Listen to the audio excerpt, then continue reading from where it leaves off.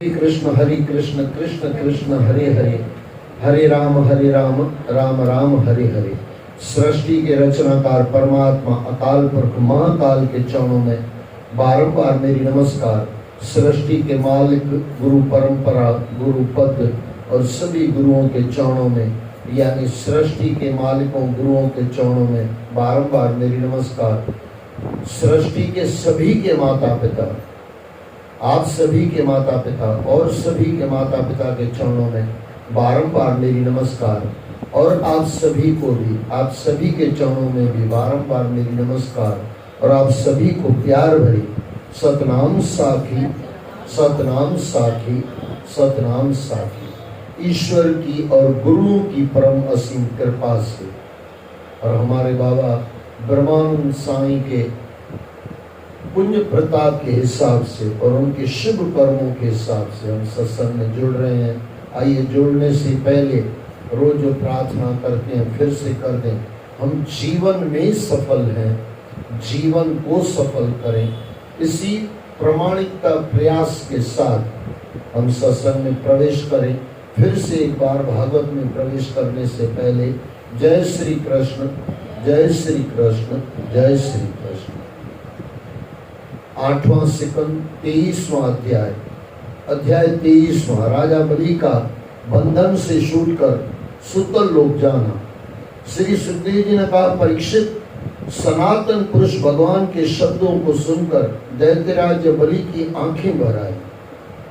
प्रेम से गदगद होकर उन्होंने भगवान के सम्मुख हाथ जोड़े।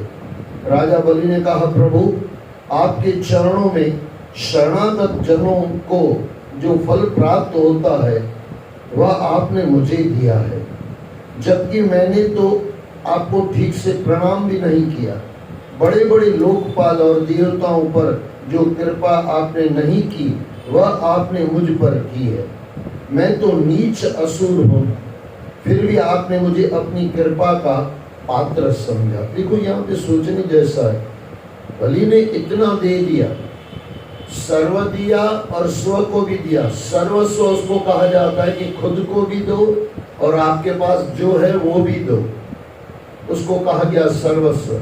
सर्व भी दिया और स्व को भी दिया, सर्वस्व दिया।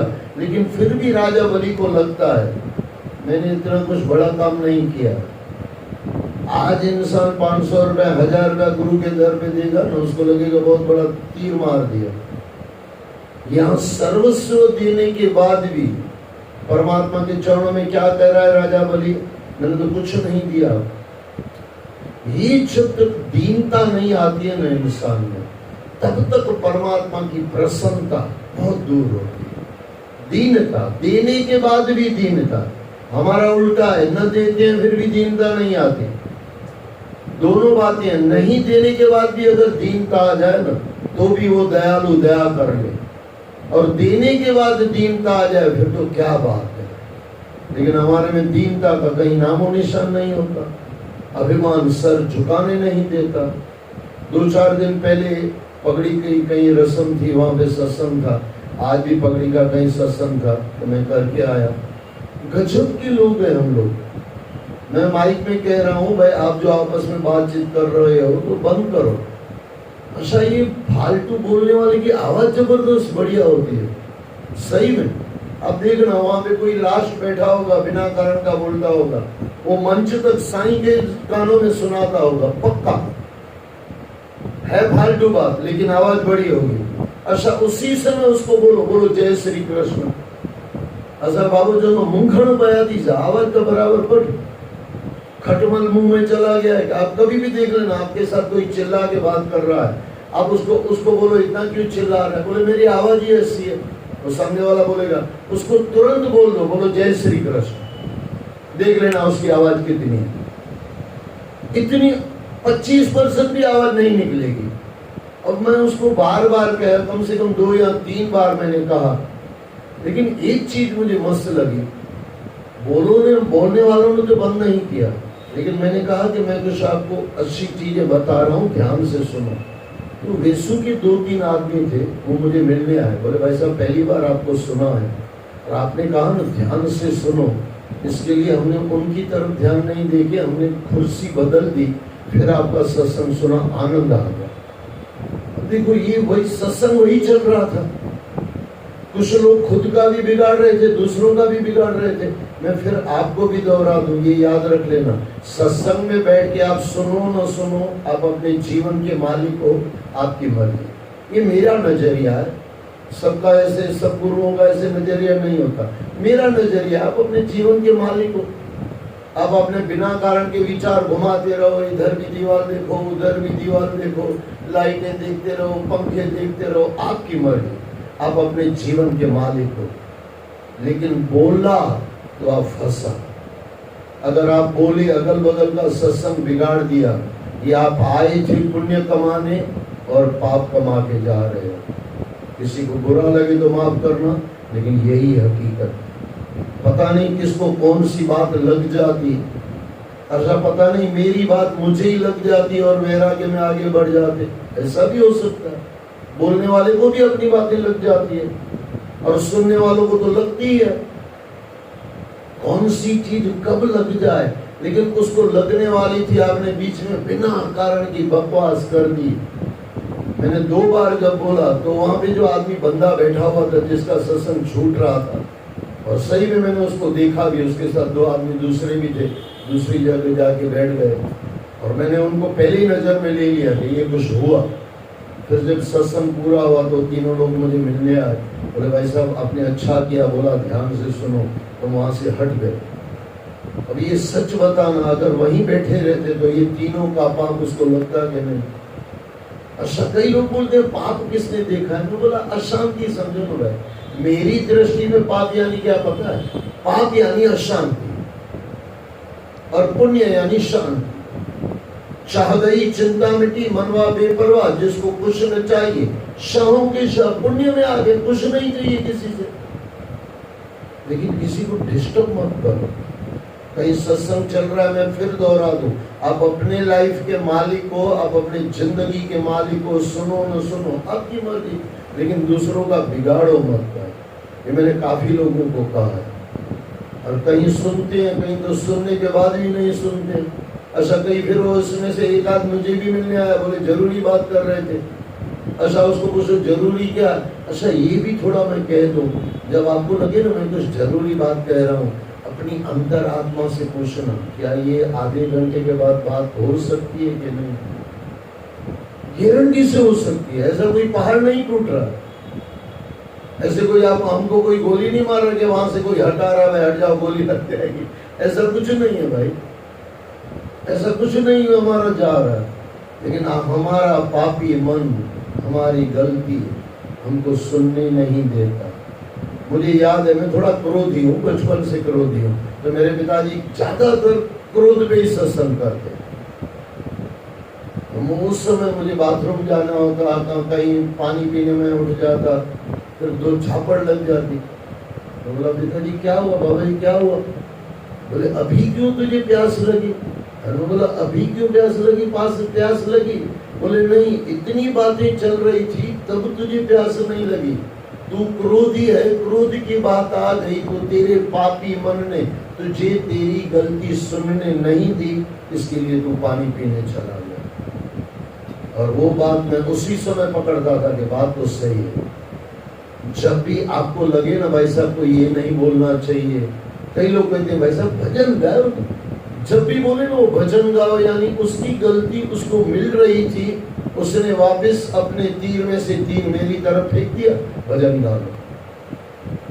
मैं फिर दोहरा दूं, संतों के चरणों में बैठो ना, आप क्रोधी हो तो क्रोध का सत्संग सुनो, क्रोध कैसे छूटता है। आप कामी हो तो काम का सत्संग सुनो, आप लोभी हो तो लोभ का सत्संग सुनो, कैसे दूर हो। हम लोग क्या करते हैं पता है, हम क्रोधी हैं। मैं क्रोध का छोड़ के सब मजे से सुनता था। अभिमान की बात, तो अभिमान परमात्मा की कृपा है, अभिमान नहीं है। अभिमान करने जैसा मेरे पास कुछ है भी नहीं, न ज्ञान है, न करोड़पति है, कुछ नहीं है अभिमान जैसा। तो जब अभिमान का सत्संग, अभी ये समझना, अभिमान आपके पास नहीं होगा ना, आप अभिमान का सत्संग सुनोगे, मजा लोगे। हाँ, मेरे पास अभिमान नहीं है, अभिमान नहीं होने का अभिमान आ जाएगा। आप लोभी नहीं होंगे। लोभी का सत्संग सुनते सुनते मैं लोभी नहीं हूं, मैं लोभी नहीं हूं, अच्छा फलाना लोभी है, ये लोभी है, उसमें से आपको अभिमान आ जाएगा। ये पाप है ना भाई। मेरी भाषा में कहो ना, पाप लिक्विड फॉर्म है, कहीं भी निकल जाता है, कहीं से भी आ जाता है, किसी भी गली में से घुस जाएगा। इसके लिए थोड़ा सोच समझ के जीवन में अशांति ना आए, शांति रहे, इसके लिए यहाँ पे जो गुरु कह रहे हैं, फिर भी आप, मुझे तो इस समय जो राजा बलि कह रहे हैं ना, मेरे लिए तो गुरु से कम नहीं है। क्या बता रहे हैं, शिष्य को कैसा होना चाहिए ये बता रहे हैं, और गुरु यही तो बताते हैं ना, शिष्य को कैसा होना चाहिए। यहाँ बार बार राजा बलि कुछ कह रहे हैं आपके ओर में। अच्छा क्या कह रहे हैं, मैं तो नीच असुर हूँ। हम असुर नहीं है, हम पाप नहीं करते। उन्होंने तो अपना लेबल लगा दिया मैं असुर, हमने अपना लेबल लगा दिया भगत। मैं ये काफी बार कहता हूँ, किसी को बुरा लगे तो फिर से मैं माफी मांग लूँ। लेबल है भगत का, काम है सब ठगत के, टोटली ठगत के। कपट क्या, यही तो कपट है। रावण खुलेआम रावण था। आज के रावण ने अपना नाम विभीषण रख दिया, बस इतना है। ये मुझे लगता है करीब करीब ऐसा ही है। भाई कोई गुजराती बैठा हो तो माफ करना, हमारे गुजराती में कहावत है, जेटला मोटला चांदला એટલા મોટા પાપ। किसी गुजराती को जाके पूछ लेना, यानी इसका मतलब ये नहीं कि जब सब चांदनी करने वाले सब गलत है, ऐसा नहीं। अपवाद होते हैं, ज्यादातर मेजोरिटी देखी जाती है ना। कोई एक आध समझो चांदला करने वाला अच्छा भी होगा, क्यों नहीं होगा। संत न होती जगत में तो जल जाता संसार।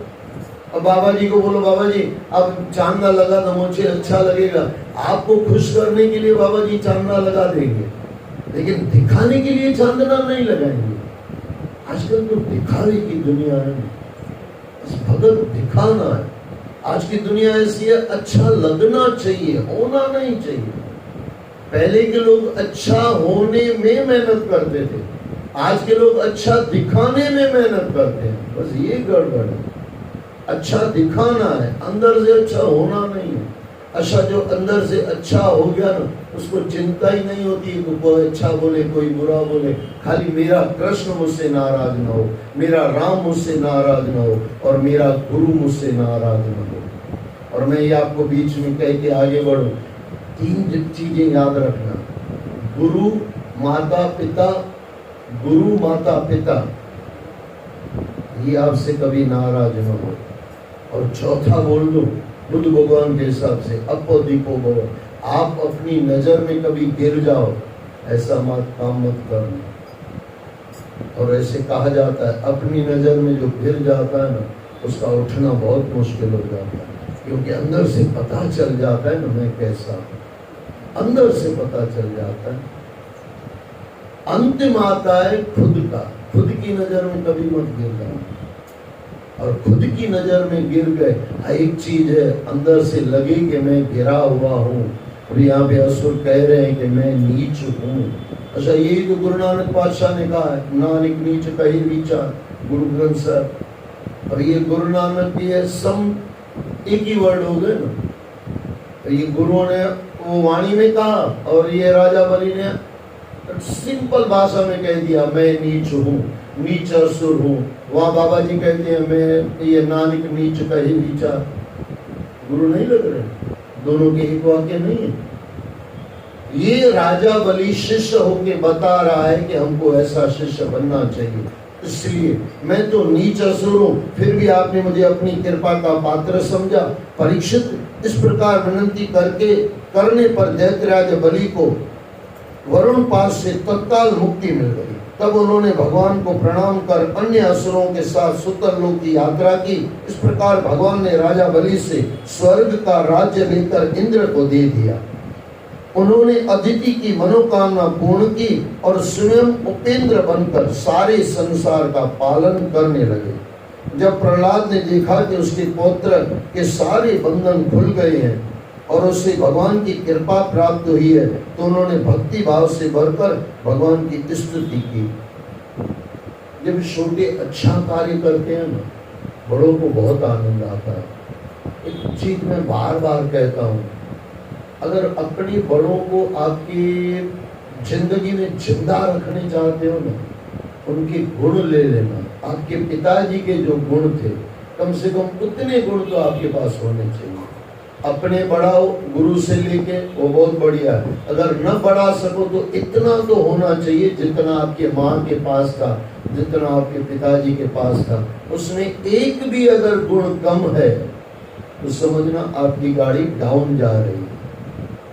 होना तो ज्यादा चाहिए, बड़े मियाँ छोटे मियाँ सुहान अल्लाह। पिताजी में 2 गुण थे तो आप में और मेरे में 3 होने चाहिए, लेकिन कम से कम 2 उनमें थे तो 2 हमारे में होने ही चाहिए। 2 माता जी के, 2 आप में। मुझे कई लोग बोलते हैं भाई साहब, बोले आप अपने पिताजी जैसे हो, कई बार। और मुझे आनंद आता है कि मेरे पिताजी मेरे गुणों से छलकाते हैं। शिष्य जब अपने गुरु को उसकी वाणी में लेके आए, रहन सहन में लेके आए, तो समझना गुरु भी धन्य हो गया और चेला भी धन्य हो गया। मेरे पिताजी का अभी ये थोड़े सही अर्थ में लेना, नहीं तो अर्थ गलत हो जाएगा। मेरे पिताजी कहते थे, बोले बेटे भले भूखा मर रहा हो लेकिन कोई गरीब आए के सत्संग करना है। बोले बिना चार्जेस करके सत्संग आ जाए ना, समझना मेरी आत्मा जहां भी होगी तुझे आशीर्वाद देगी। और ये मैंने आज तक ये नियम रखा है। और वैसे तो परमात्मा ने बहुत दिया है, गुरुओं ने बहुत दिया है। जितनी मेरी औकात नहीं है ना, उतना ज्ञान दे दिया, परमात्मा की कृपा है। ऐसे भी जितना मुझे चाहिए ना, उससे 4 गुना पैसा आता है। कई बार तो मुझे नहीं चाहिए। अभी ये महालक्ष्मी के दिन थे, कई चीजें गजब की होती है। 10 बरस का बच्चा आया, आगे 500 रुपए की नोट दिया। मैंने समझा अभी गलती से ही दे रहा होगा ना, 10 बरस का बच्चा, इसकी दादी 10 रुपया देने में 10 बार विचार करके गलत अर्थ मत लेना, बराबर के नहीं। उसकी दादी ने बोल दो, तो मैं बच्चे को पहचान नहीं पाया महालक्ष्मी, उसने कथा भी नहीं सुनी।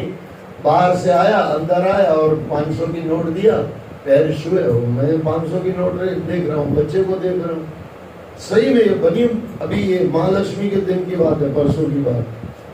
मैं बच्चे को देख रहा था, तो बोला बेटे ये सिंधी हो छोकरो, माने बेटे 500 की नोट। बोले मम्मी ने दी है।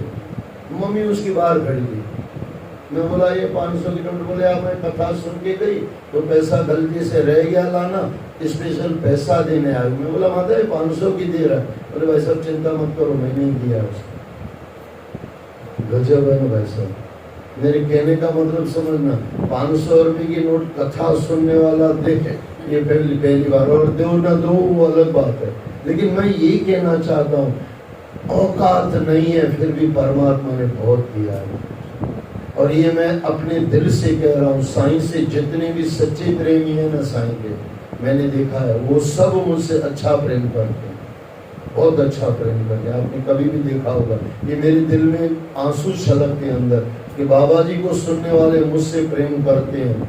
कहाँ हमारी औकात, कहाँ बाबा ब्रह्मानंद साईं, कहाँ टेंगराम साईं, लेकिन औकात से ज्यादा। और एक बात मैं आपको दूसरी कह दूं, आपको भी और मुझे भी परमात्मा ने आपकी औकात से ज्यादा ही दिया है। सुख औकात से ज्यादा दिया है, और दुख ये भी थोड़ा समझना, दुख हमारी गलतियों के हिसाब से बहुत कम दिया है। इसको ही तो दयालु कहा गया। दयालु यानी क्या?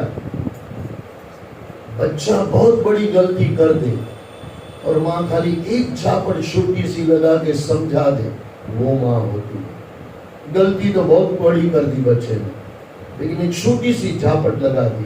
लेकिन माँ जब प्यार देगी तब उसका हिसाब थोड़ी रखती है। माँ कभी हिसाब प्यार का रखती है क्या? मार देती है तब हिसाब रखेगी, भाई ज्यादा लगाऊंगी तो बच्चा सो जाएगा, उठ ही नहीं पाएगा। मारते समय माँ ध्यान रखती है। बस गुरु और परमात्मा में यही करते हैं भाई, हमारी औकात के हिसाब से बहुत कम मार मिलती है, दुख बहुत कम आते हैं और सुख अपार सुख आते हैं। अगर समझ में आ जाए ना, आनंद आ जाए। जीवन जीने जैसा है, पता नहीं हमने क्या कर दिया है। इसी धरती पे टेऊराम साईं आके आनंद किया, सबको करवाया, आनंद लेके गए, अच्छा इतना बांटा, अभी तक वही आनंद हम दे रहे हैं। आनंद खलास ही नहीं हो रहा। गुरु नानक ने बांटा वही आनंद रसम टेऊराम साईं ने बांटा, वही टेऊराम साईं फिर स्वामी शांति प्रकाश के रूप में आए, सर्वानंद स्वरूप के रूप में आए, उन्होंने बांटा, बांटते गए, लेकिन फिर भी पूरा नहीं हुआ। यह आनंद कभी पूरा नहीं होता, खाना पूरा हो जाता है, क्योंकि खाने की कोई लिमिट है, खाना पूरा हो जाता है, लेकिन परमात्मा की कृपा कभी पूरी नहीं। परमात्मा, मैं फिर कह दूं, परमात्मा दुख देता है गिन के, और परमात्मा आनंद देता है अनगिनत। जितनी आपकी ताकत हो उतना उठाओ। परमात्मा दयालु है, जितना जो चाहिए, लेकिन इंसान समझे तो आनंद आ जाए। जब प्रहलाद ने देखा कि उसके पुत्र के सारे बंधन खुल गए हैं और उससे भगवान की कृपा प्राप्त हुई है, तो उन्होंने भक्ति भाव से भरकर भगवान की स्तुति की। प्रहलाद ने कहा, प्रभु आपकी कृपा का यह प्रसाद तो कभी ब्रह्मा जी, शंकर जी और लक्ष्मी जी को भी प्राप्त नहीं हुआ, तब दूसरों की बात की क्या है। आपने मेरे पुत्र और असुरों की रक्षा का भार लेकर हम पर बड़ी कृपा की है। हम लोग तो जन्म से ही दुष्ट और कुमार्गी हैं। हम पर आपकी ऐसी कृपा कि आप हमारे द्वारपाल बन गए। आपने अपनी योग माया से ही त्रिभुवन की रचना की है। आप हमारे द्वारपाल बन गए हैं, आपने अपनी योग माया से ही त्रिभुवन की रचना की है। आप सर्वज्ञ, सर्वात्मा और समदर्शी हैं। आप सर्वज्ञ, सर्वात्मा और समदर्शी हैं। आपकी लीलाएं बड़ी विचित्र है। आप अपने भक्तों से प्रेम करते हैं और उनकी मनोकामनाएं पूर्ण करते हैं। हम आपके आभारी हैं। भगवान ने कहा, पुत्र प्रहलाद, तुम्हारा कल्याण हो। अब तुम भी सुतर लोक में जाओ और वहां अपने पौत्र बलि के साथ आनंद पूर्वक रहो। वहां रहते हुए तुम्हें अपने जाति भाइयों के सुख की कामना करनी चाहिए। वहां तुम मुझे सदैव हाथ में गदा लिए खड़ा देखोगे। मेरे दर्शन मात्र से ही तुम्हारे सभी कर्म बंधन कट जाएंगे। परीक्षित, प्रहलाद जी ने सभी दैत्यों के साथ भगवान का अभिवादन किया और उनकी परिक्रमा करके सुतल लोक की यात्रा की। उस समय ब्रह्मवादी ब्राह्मणों की सभा में बैठे हुए गुरु शुक्राचार्य ने भगवान से कहा, ब्राह्मण, आपका शिष्य जो यज्ञ कर रहा था वह अभी तक अपूर्ण है, उसे आप पूर्ण कर दीजिए, क्योंकि कर्म करने से जो भूल चूक हो जाती है उसे ब्राह्मण ही पूरा करते हैं। शुक्राचार्य ने कहा, भगवान, जो व्यक्ति अपने समस्त कर्मों को आपके ही चरणों में समर्पित करके अनुष्ठान करता है, उसके कार्यों में त्रुटि कैसे रह सकती है। आपके नाम संकीर्तन मात्र से सारी त्रुटियां सुधर जाती है। नाम सुमरन में इतना सब बल है। जिन्होंने भी पाया है ना, कभी ये नाम के लिए कुछ ऐसा नहीं कहा है कि नाम में कुछ नहीं है। नाम में ही सब कुछ है। लेकिन फिर मैं थोड़ा दोहरा दूं, आज के युग के हिसाब से नाम सुमरन से पहले भी कुछ करना। बाबा गुरु नानक के युग में ऐसा था कि नाम सुमरन से सब हो जाएगा, लेकिन आज थोड़ा कुछ करना पड़ेगा। आज जो हमारा छल कपट है ना, आज जो हमारा दिखावा है ना, वो बंद करके नाम सुमरन करना है। मैं गारंटी से कह सकता हूँ, आपके दादाजी के दादाजी और मेरे दादाजी के दादाजी इतना छल कपट नहीं होगा जितना हमारा है। इतना दिखावा नहीं होगा। गलत होगा तो पूरी परिवार को खबर होगा कि ये आदमी गलत है। आज क्या दिखाने में बहुत अच्छा और अंदर से इतना शैतान जिसका कोई हिसाब ही नहीं।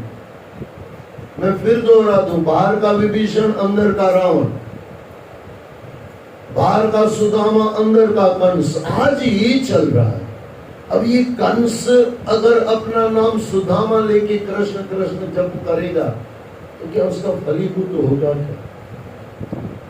इसका मतलब ये मत कहना कि मैं नाम को सुमरन को घटा रहा हूं। नहीं नहीं, नाम सुमरन हमारी ताकत ही नहीं है नाम के लिए कुछ बोल सके। और एक ऐसे कहते हैं, राम कहने से राम कहो तो आपके अंदर के पाप सब बाहर चले जाते हैं। राम कहने से रा आपने कही, पूरे पाप बाहर चले गए। और म कह दी, वो पाप बाहर के बाहर हो गए, आप शुद्ध हो गए। रा में मुंह खुलता, जितने पाप है सब बाहर चले गए। माँ बंद कर दिया आपने मुंह, सब पाप बाहर चले गए। ये राम नाम की शक्ति है। लेकिन फिर मैं दोहरा दूं, कलयुग का जो प्रभाव बढ़ गया है, कलयुग यानी कपट, कलयुग यानी दिखावा। अच्छा दिखावा भी गजब का, या हंसोगे देखना। अब चेक कर लो दुनिया को, करोड़पति दिखाता है मेरे पास पैसा नहीं है, और गरीब दिखाता है मेरे पास पैसा है। अब चेक कर लो जाके संसार को, जिसके पास बहुत कम होगा ना वो दिखाएगा मेरे पास बहुत पैसा। अच्छा करोड़पति कभी नहीं दिखाएगा मेरे पास पैसा। ये यहीं पे ही किसी मुझे ने कहा कि एक पर जब नया नया आया था, बोले आदमी को जानते हो? मैं बोला नहीं। बोले ये आदमी ये है। मैं बोला इनका नाम तो बहुत है। बोले हाँ ऐसे सादे ही रहते।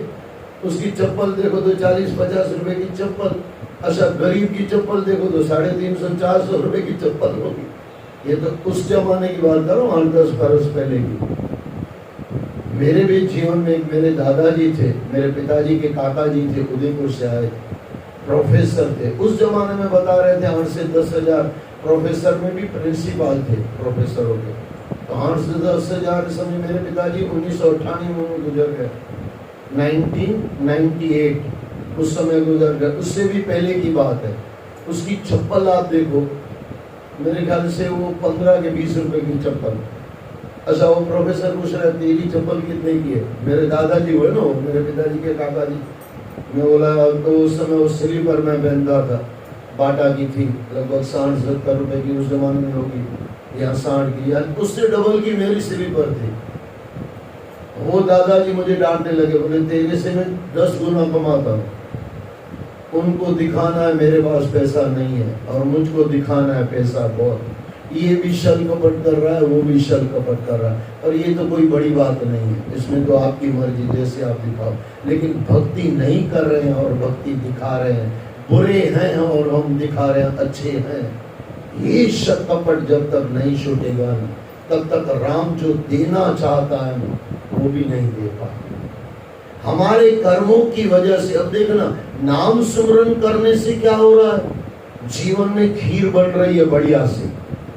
और कर्म जो हम छल कपट कर रहे हैं ना, छल कपट को नींबू मान लो और परमात्मा के नाम सुमरन को खीर मान लो, ये दोनों मिक्स होगी, क्या होगा? फट जाएगी खीर। आजकल यही फट रहा। मैं फिर दोहरा दूं, इसका मतलब ये मत कर लेना कि नाम सुमरन को मैं नीचे कर रहा हूँ। किसी संत की ताकत नहीं है नाम सुमरन को नीचे करे, किसी की ताकत नहीं है, किसी भी संत में ये ताकत नहीं है। संत सब कुछ कर सकता है, और जितना नाम को ऊपर ले जाएगा ना, उतना नाम को और उससे ऊपर है। अरे सुखमनी साहब में पूरे पहले पद के अंदर गौरी सुखमनी मेला पंजा सलोगात गुरे नमः, जुगात गुरे नमः, सतगुरे नमः, श्री गुरुदेव नमः, सतगुरे नमः, अष्टपदी सिमरो सिमर सिमर सुखाओ, कल कलिष्ठ नमा मिटाओ, सिमरो जास दिसंबरी के नाम जपत अगनत अनेक, वेद पुराण सिमर सदा कर, कीने राम नाम निगाह कर, किन काक जिस जी बसावे, तांखी मेमा गनी ना आवे, कांखी एके दरस्वारो, नाम को संग मोह उदारो, सुखमनी सुख अमृत कर बनाओ, भक्त जना के मन बिसराओ। इतना तो पूरा, अभी ये तो कुछ नहीं है, ये तो पूरा सुमरन आगे बहुत कुछ है। पूरा सुमरन पे सुखमनी टिकी हुई है। किनका है कुछ जीवन, किनका इतना सा भी नाम सिमरन आ जाए ना, आनंद आ जाए।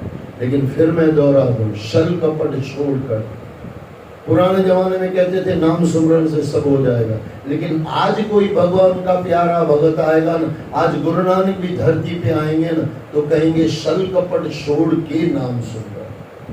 क्योंकि उस जमाने में वो बीमारी नहीं थी, इस जमाने में आ गई, तो बार बार कहना पड़ेगा। इसलिए ये ध्यान रख के हमको नाम स्मरण करना चाहिए।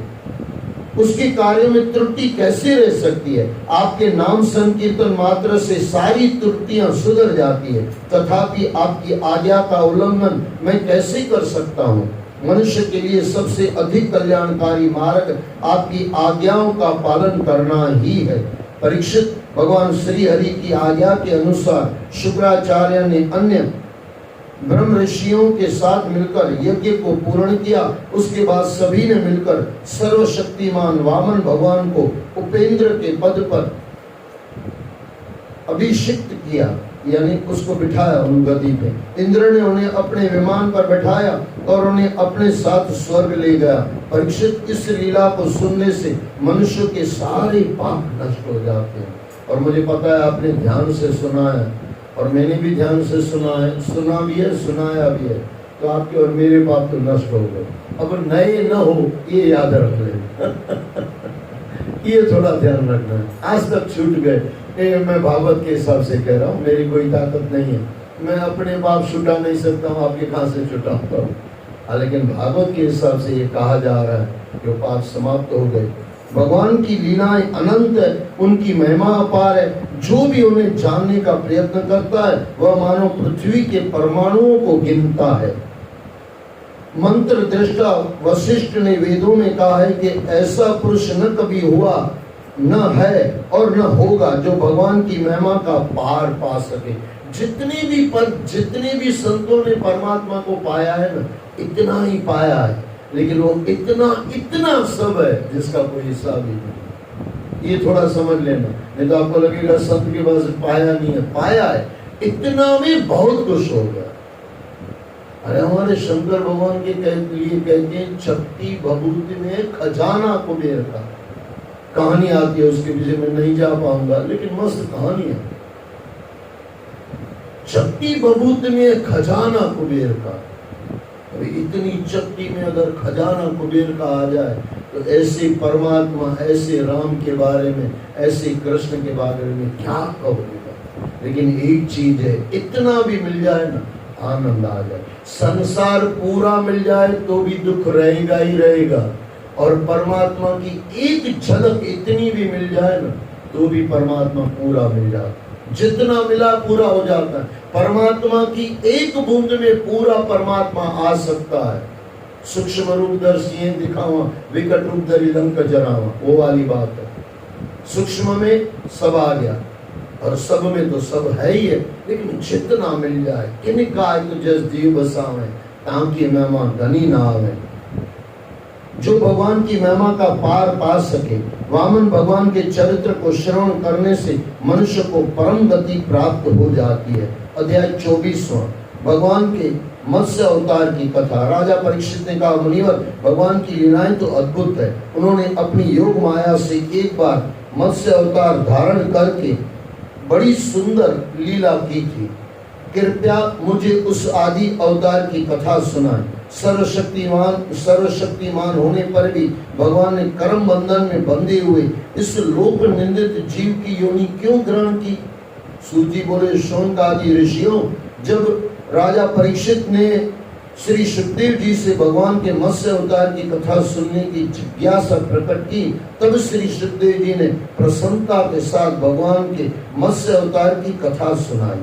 श्री सुखदेव जी ने कहा, परीक्षित, भगवान सभी जीवों के जन्मदाता हैं, परंतु वे गौ, ब्राह्मण, देवता, साधु, वेद, धर्म, भक्त और अर्थ की रक्षा के लिए विभिन्न शरीर धारण करके अपनी लीला किया करते हैं, परंतु उन प्राणियों में प्रवेश करके उनके बुद्धिगत गुणों से छोटे बड़े नहीं हो जाते। वे वास्तव में सभी प्रकृतिक गुणों से रहित हैं। वे निर्गुण हैं, पर लोक कल्याण के लिए वे साकार जीव का रूप धारण करते हैं।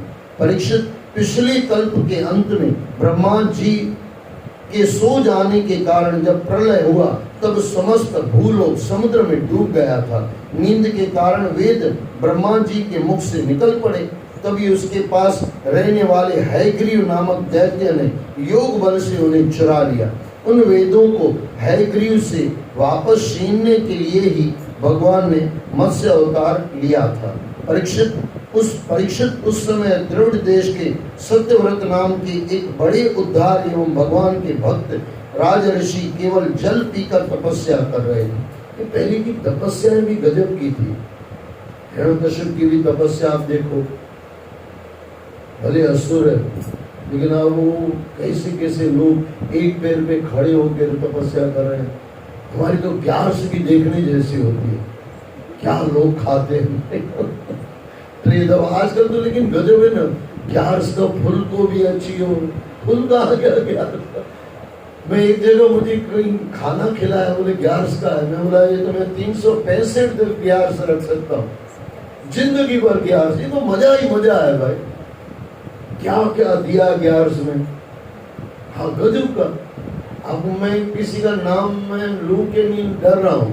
बाक्स हॉस्पिटल है, बाक्स हॉस्पिटल अड़ाजन पाटिया पे, वहां रोज मेरे ख्याल से अपास का मिलता है, या अभी कितना पता नहीं, 80-100 रुपए में मैं खा के आया था, पुरानी बात है। आप जाकर उसको बोल दो भाई 11 का खाना दो, अब खा के आना, आपको लगेगा जीवन भर खाने जैसा है, छोड़ने जैसा नहीं है। और मुझे अगर ऐसा खाना मेरे घर पे आके रोज देने में, तो 365 क्या जिंदगी भर वही रखता रहो। अरे क्या खाना है, ऐसा खाना तो हम वैसे नहीं खाती जैसे वो खाना। तो ये खाए कौन सी ग्यारस, कौन सा कृष्ण राजी होगा भाई, क्या पता नहीं क्या चल रहा है भाई। ऐसा उसके अंदर पत्ता गोभी बोला, ये पत्ता गोभी फला, बोले फल है, और वो पता नहीं उसके कौन से पिताजी ने उसको सोच दिया पत्ता गोभी फल के अंदर। अब खाना खाओ, मैं सही में कह रहा हूँ, आपको लगेगा ये तो जिंदगी भर ग्यारस रखने जैसा है। और मैं थोड़ा बता दूं, मैं मेरे समझो बचपन था ना, गरीबी थी घर पे, मैं 9 बरस से 13 बरस की गुरु गद्दी पे बैठा हुआ हूँ। तो माताएं लेके आती हमारे घर के लिए, तो मैं रास्ते में ही माता को रोक लेता, मैं बोला क्या लेके आई है, उसको लगा था छोटा बाबा, अगर सिंधी में जो छोटो बाबो, वडो बाबो, मेरे पिताजी बड़े बाबा, और छोटा बाबा वडो बाबा, खाओ खाओ। अम्मा तो खुशी हो, वो माई भी खुशी ने, बाबे खा दो। अंदर मम्मी चे वो माई इंदी आज आई काने वहां से वही हुआ माता काले वहां से वहां खाई हो। मेरी मम्मी कहती थी तुझे तो मैं तुझे ग्यारस नहीं रखने दूंगी, बाकी सब परिवार में रखेगा, लेकिन मेरे लिए ग्यारस नहीं होती थी। बोले तू सब खा जाएगा।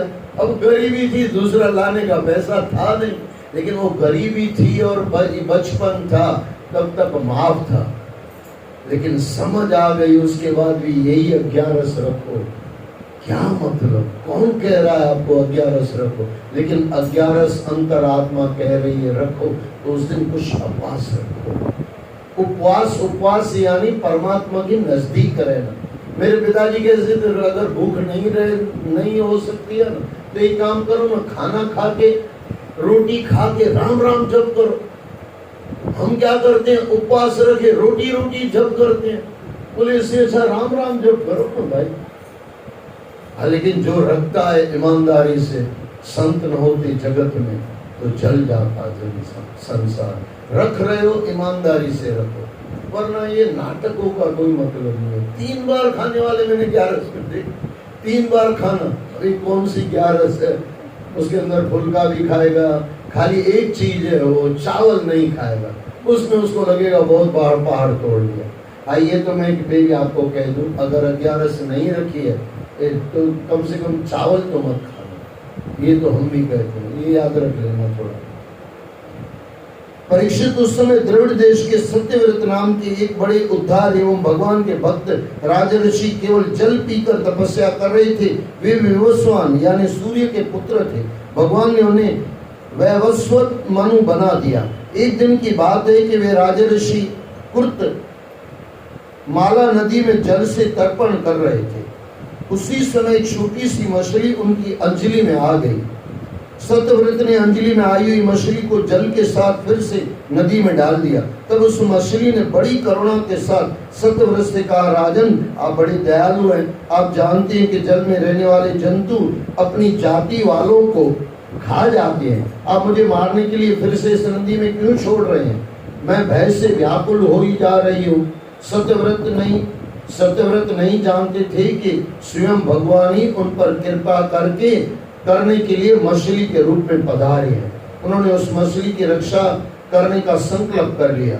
उन्होंने उस मछली को उठाकर अपने जल पात्र में रख लिया और उसे अपने आश्रम पर ले आए।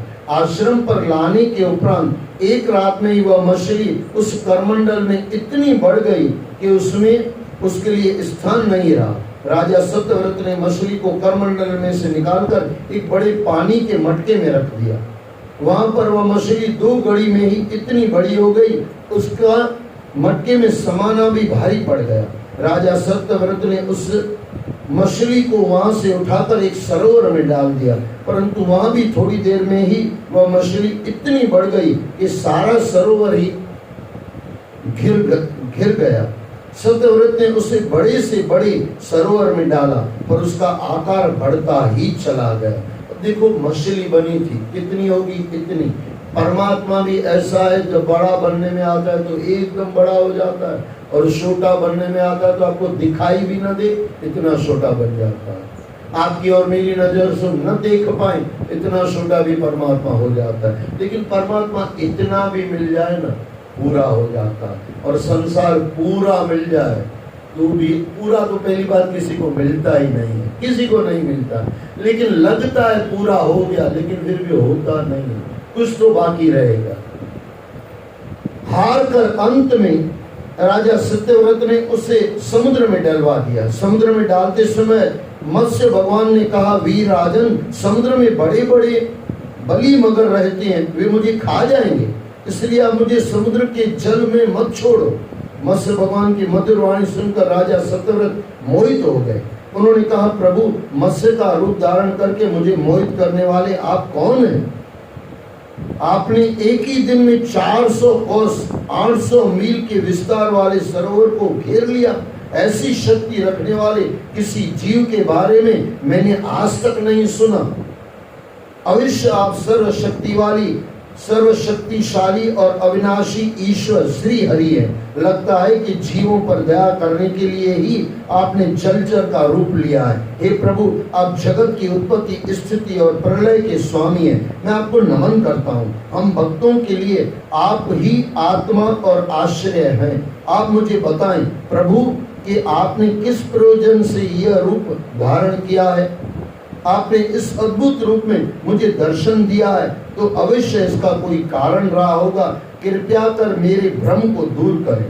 परीक्षित, भगवान अपने अनन्य प्रेमी भक्तों पर बड़ा स्नेह रखते हैं। इसके लिए मैंने कहा, जब मारते हैं तो बहुत कम मारते हैं, और देते हैं तो अपार दे देते हैं, बड़ा स्नेह रखते हैं। जब उन्होंने राजा सत्यव्रत को इस प्रकार कहते सुना, तो उनका प्रिय और हित करने के लिए कल्पांत के समय समुद्र में विहार करने के लिए उनसे कहा।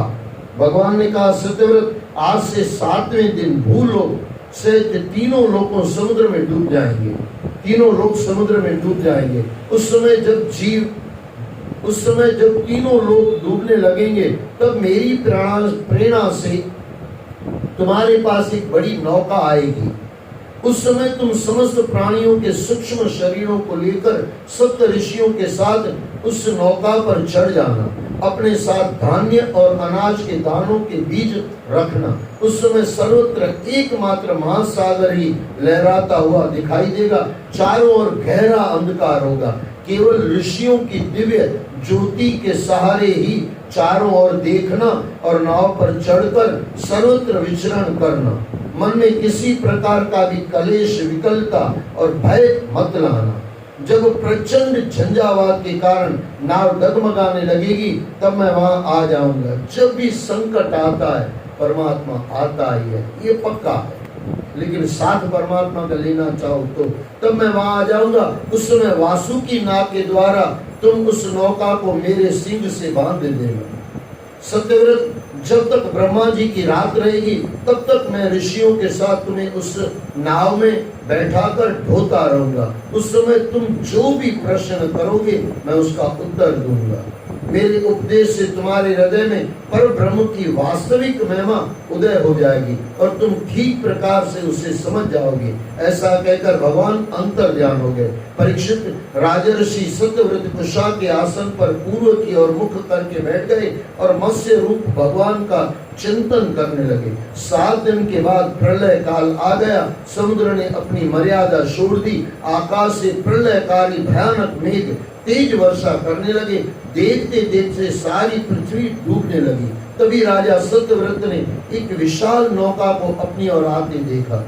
तब वे धान्य और अन्य बीजों को लेकर सप्त ऋषियों के साथ उस पर सवार हो गए। सप्त ऋषियों ने बड़े प्रेम से राजा सत्यव्रत से कहा, राजन, तुम भगवान का ध्यान करो, वे ही हमें इस संकट से बचाएंगे। और हमारा कल्याण करेंगे। उनकी आज्ञा से राजा ने भगवान का ध्यान किया। उसी समय उस महान समुद्र में से मत्स्य के रूप में भगवान प्रकट हुए। बोलो मत्स्य भगवान की जय। मत्स्य भगवान का शरीर स्वर्णमय आभा से युक्त था और उनके शरीर का विस्तार 4 लाख कोस था। उनके मस्तक पर एक बड़ा भारी सिंह था। राजा सत्यव्रत ने वासुकी नाग को भगवान के सिंह में बांध दिया और भगवान की स्तुति करने लगे। राजा सत्यव्रत ने कहा, हे प्रभु, संसार के समस्त जीव अज्ञान के अंधकार में डूब गए हैं। इसी कारण वे अनेक प्रकार के दुखों से पीड़ित हो रहे हैं। क्यों दुखी हो रहे हैं? गुरु बता रहे हैं, परमात्मा बता रहे हैं। अज्ञान के अंधकार में डूब गए हैं, इसी कारण अनेक प्रकार के दुखों से पीड़ित हो रहे हैं। अज्ञान ही दुख का कारण है।